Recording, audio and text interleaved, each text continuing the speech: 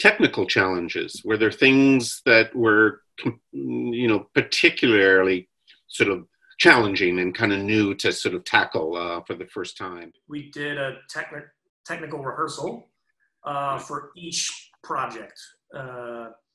And it was, it wasn't like the night before either. We wanted enough space that in case something came up, we could adjust or do something. And so, yeah, there were a couple instances where, there were technical issues. Sometimes like the internet connection wasn't strong enough to actually do what they wanted to do. And so we paid for them to get better internet for a month. And, there were things like that like I was really glad that we had done the technical rehearsal and that there was enough time or space in between where we could make an adjustment.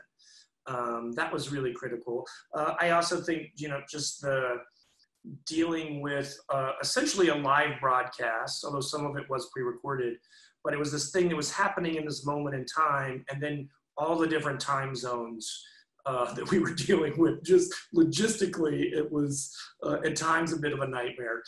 I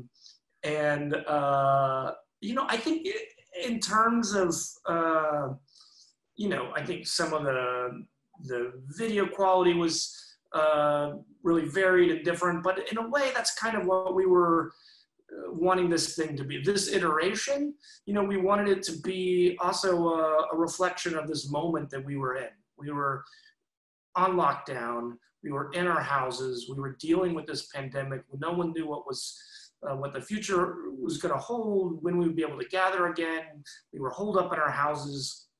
And so we liked the idea that this virtual festival felt more like a public broadcast, public access TV.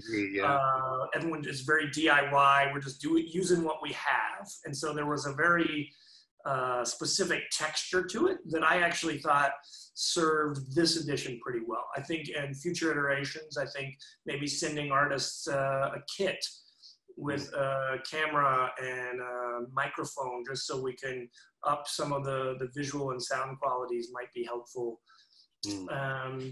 I do think in terms of things that we'd like to move forward and continue, I do think the studio visits make so much sense. It is a thing that technology allows us to do. We can, film does this very well. You just go on location. And it's a great way to connect our audiences all over the world with these festival artists. And it's oddly intimate.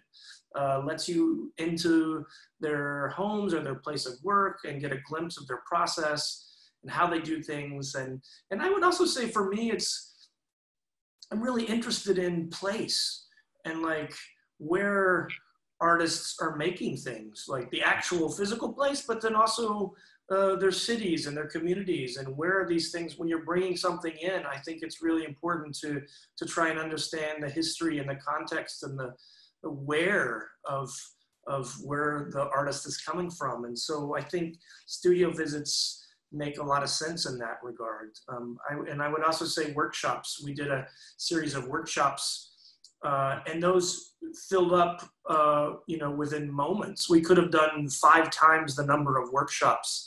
There was so much interest in that.